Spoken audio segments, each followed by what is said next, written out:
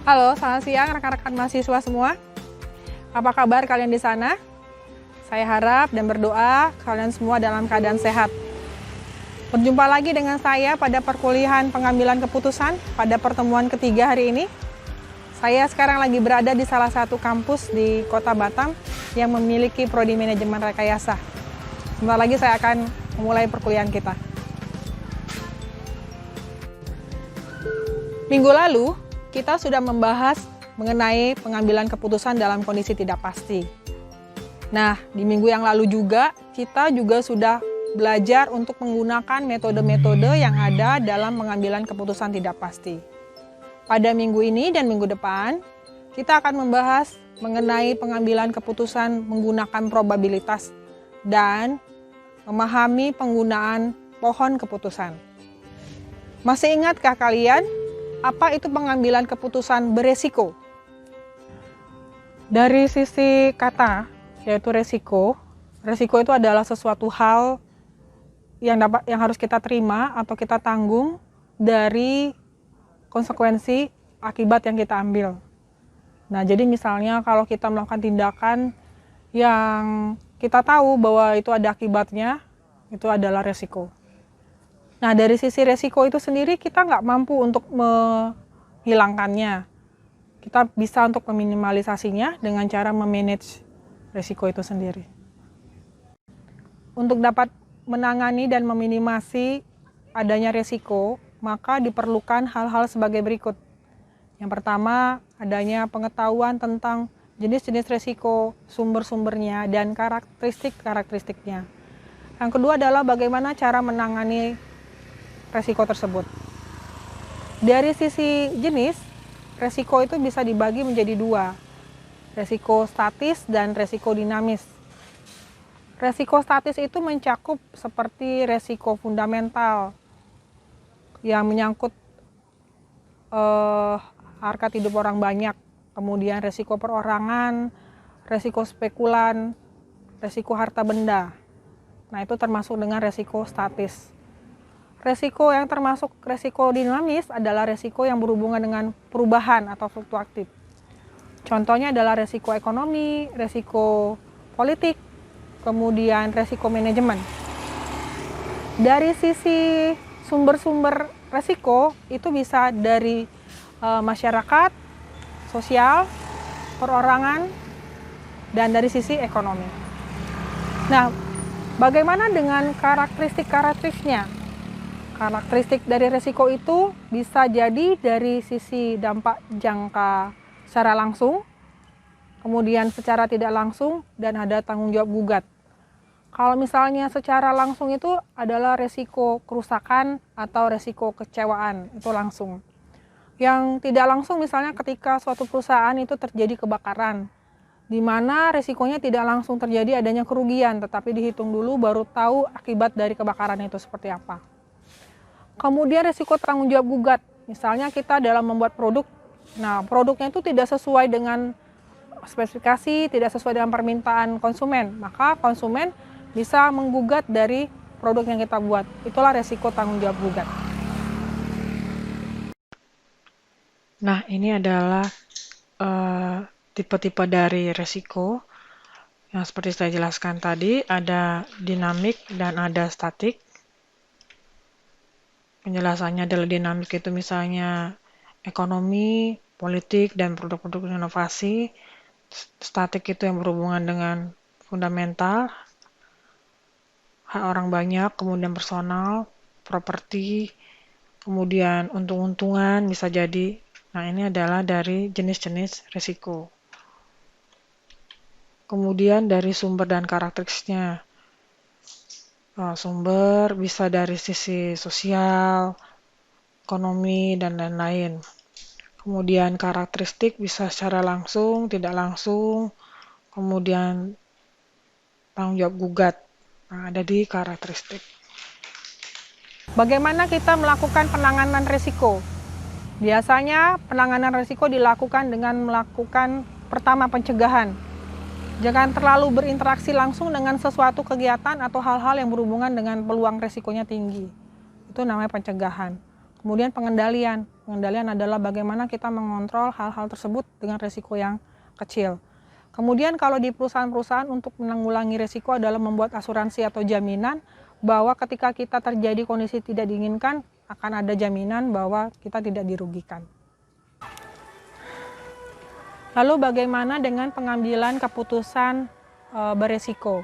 Apa sih yang dimaksud dengan pengambilan keputusan yang beresiko? Pengambilan keputusan yang beresiko merupakan pengambilan keputusan di mana alternatif-alternatif yang akan muncul memiliki kemungkinan lebih dari satu kejadian yang akan terjadi. Selain itu, pada pengambilan keputusan beresiko ini ada probabilitas, ada peluangnya. Jadi kita akan bisa mengambil keputusan dengan baik dibandingkan dengan pengambilan keputusan dalam kondisi tidak pasti. Lalu bagaimana kita melakukan langkah-langkah dari pengambilan keputusan berisiko? Yang pertama, kita harus melakukan dulu identifikasi alternatif-alternatif yang ada, yang memungkinkan dan yang layak untuk diambil pengambilan keputusan. Kemudian yang kedua, kita melakukan yang namanya estimasi probabilitas dari setiap alternatif-alternatif tadi. Misalnya seperti yang kemarin, kita mau mengembangkan bisnis nih. Mengembangkan bisnis dengan alternatif-alternatif seperti membangun gudang, kemudian membuat produk baru. Nah, kita melakukan yang namanya penilaian probabilitas. Misalnya membangun gudang itu 0,7, kemudian produk baru adalah 0,3. Kemudian kita melakukan perhitungan payoff masing-masing alternatif yang ada dan kemudian melakukan pengambilan keputusan dari hasil perhitungan payoff-nya. Pendekatan yang pertama yaitu expected value atau EV. Expected value ini nilai harapan merupakan jumlah dari kemungkinan nilai-nilai yang diharapkan itu terjadi terhadap probabilitas dari masing-masing kejadian yang sifatnya tidak pasti. Jadi kita ingin mengetahui kemungkinan nilai yang diharapkan. Nah, rumusnya seperti ini. Kemudian nilai harapan ini bisa jadi nilai harapannya maksimum dan nilai harapannya minimum. Nilai harapannya maksimum itu sifatnya menguntungkan yang berupa laba, penerimaan, penjualan, dan lain-lain. Kemudian yang sifatnya minimum itu termasuk dalam nilai harapan minimum, yaitu yang merugikan, kemudian kekalahan pada saat lotre, dan lain-lain. Nah, ini adalah contoh dari penggunaan pendekatan expected value, di mana di sini pada saat kita ingin mengembangkan bisnis, kita memiliki 3 alternatif ya. Membangun pabrik besar, A1, membangun pabrik kecil, atau tidak melakukan apa-apa dengan kondisi market yang bagus dan market yang tidak bagus. Kita memiliki payoff masing-masing. Untuk A1 200.000, untuk kondisi baik, kondisi tidak baik minus 180.000. A2 kondisi baik 100.000, kondisi tidak baik minus 20.000, dan A3 itu tidak memiliki nilai payoff apa-apa. Dengan informasi probabilitasnya adalah 0,5 untuk masing-masing kondisi. Dengan rumusan yang sebelumnya sudah ada, kita menghitung masing-masing expected value. Nah, kita berharap expected value-nya adalah expected value yang maksimum, memberikan keuntungan. Nah, di sini adalah perhitungannya adalah berapa probability-nya dikali payoff untuk kondisi A, kemudian ditambah dengan berapa probability-nya ditambah payoff untuk kondisi B. Jumlahnya 10.000 untuk A1, kemudian A2 itu 40.000, kemudian A3 itu 0. Jadi kita mengambil nilai yang tertinggi yaitu 40.000 pada pembangunan pabrik kecil, yaitu A2. Teknik ketiga dalam pengambilan keputusan kondisi berisiko adalah expected value of perfect information atau nilai harapan informasi sempurna. Ini merupakan selisih antara nilai harapan dengan informasi sempurna terhadap nilai harapan tanpa informasi.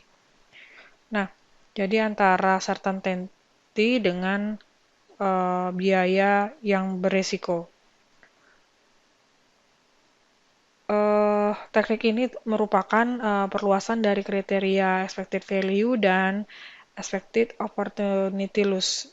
Dengan kata lain, ketika kita memiliki informasi dan yang banyak antara yang berada berisiko dengan yang tidak pasti, diharapkan kita akan membantu kita untuk memberikan kepastian untuk mengubah sesuatu yang berisiko menjadi sesuatu yang pasti untuk ke depan bisnis kita seperti apa.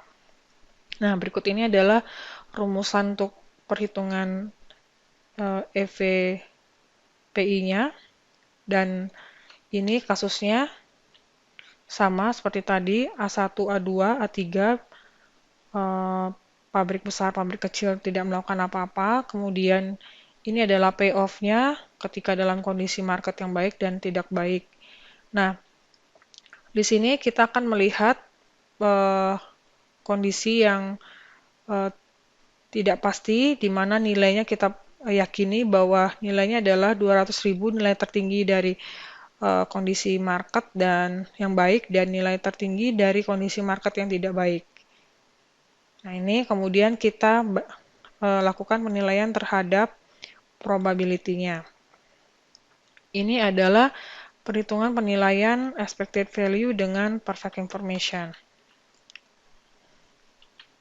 Nah, ini untuk menghitung EVWPI-nya adalah dengan melihat nilai tertinggi dari kondisi baik terhadap probabilitasnya ditambah dengan nilai terbaik pada tertinggi pada kondisi yang lain dengan probabilitasnya, didapatlah hasil nilai EVWPI-nya. Nah, itu seperti itu. Jadi ini merupakan informasi penilaian untuk menghitung nilai dari biaya yang akan kita keluarkan untuk mendapatkan informasi terbaik. Jadi nilainya adalah 100.000 dikurang dengan nilai maksimum dari expected value kita. Jadi 60.000. Jadi 60.000 ini adalah biaya yang harus kita keluarkan oleh perusahaan untuk mendapatkan informasi yang tepat sehingga kita dapat melakukan pengambilan keputusan dalam kondisi pasti. Pada diskusi online minggu lalu, kita juga bicara tentang contoh-contoh pengambilan keputusan beresiko dengan memiliki peluang atau probabilitas. Contohnya kalau kita lagi mau main dadu gitu ya, kemungkinan kita memunculkan angka 6, angka 2, angka berapa itu ada peluangnya. Nah, kalian pasti sudah pernah belajar probabilitas ya. Nah, disinilah mata kuliah probabilitas dipakai untuk membantu kita melakukan yang namanya pengambilan keputusan secara beresiko. Tadi saya menyinggung sedikit mengenai pengambilan keputusan beresiko, di mana terdapat peluang atau probabilitas kapan kita melakukan pengambilan keputusan. Nah, itulah manfaatnya pengambilan keputusan beresiko dengan menggunakan probabilitas, di mana pada saat manapun kondisi itu tidak bisa kita pastikan. Dunia ini tidak pasti, tidak ada informasi yang sempurna, sehingga diperlukan yang namanya probabilitas atau peluang. Contoh nyata pada saat pengambilan keputusan yang beresiko adalah pada saat pembelian saham. Jika kita tahu probabilitasnya kapan kita melakukan pembelian saham, kita akan melakukan pembelian saham. Tetapi kalau kita tidak memiliki informasi berupa peluang atau probabilitas, kita akan kesulitan dalam melakukan pengambilan keputusan. Begitu juga pada saat peluncuran produk. Kita perlu tahu berapa probabilitas kesuksesan, berapa probabilitas kegagalan dalam meluncurkan produk baru. Ada beberapa hal yang perlu Anda ketahui terkait tentang probabilitas. Anda bisa lihat pada slide ini, di mana pada probabilitas itu ada yang namanya percobaan, kemudian hasil, yang kedua adalah peristiwa atau event. Percobaan itu dilakukan untuk pengambilan keputusan untuk melakukan pengamatan terhadap beberapa aktivitas, munculnya kejadian gagal, sukses, munculnya kemungkinan untuk membeli saham, atau menahan untuk tidak membeli saham. Kemudian yang kedua adalah hasil. Hasil dari percobaan itu seperti apa dinyatakan dalam outcome. Kemudian adanya peristiwa. Peristiwa itu adalah seberapa kali kita melakukan percobaan, sehingga meyakinkan bahwa berapa persentase kegagalan dan kesuksesan. Biasanya probabilitas itu dinyatakan sebagai angka 0 sampai angka 1. Angka 0 menyatakan bahwa probabilitasnya adalah 0, di mana tidak mungkin terjadinya sesuatu kejadian tersebut. Angka 1 dinyatakan bahwa pasti terjadi kondisi tersebut. Nah, pada pengambilan keputusan, bagaimana cara menentukan probabilitasnya? Kita bisa melakukan yang namanya pendekatan-pendekatan. Pendekatan-pendekatannya itu adalah seperti pada slide ini. Yang pertama adalah pendekatan klasik, yang kedua adalah pendekatan relatif, dan yang ketiga adalah pendekatan subjektif. Yang pertama adalah pendekatan klasik. Pendekatan klasik ini seperti metode equal likely, di mana setiap peristiwa itu memiliki kesempatan yang sama. Contohnya adalah pada saat kita mau melakukan pelemparan koin, ada gambar, ada nominal. Nah, di situ ada probabilitasnya adalah masing-masing 50 dan 50 atau setengah-setengah. Begitu juga pada saat peluncuran produk, sukses dan tidak, masing-masing probabilitasnya adalah 0,5 dan 0,5. Itulah pendekatan klasik. Yang kedua adalah pendekatan relatif. Nah, pendekatan relatif ini memiliki probabilitas yang tidak sama, tergantung pada jumlah dari kegiatan atau kejadian itu terjadi, atau berapa banyak pengamatan kita. Contohnya adalah pada saat kita melakukan pengamatan terhadap jual beli saham. Kita mempunyai pengamatan sebanyak 10 kali, di mana terdapat 7 saham yang terbeli dan 3 saham yang terjual.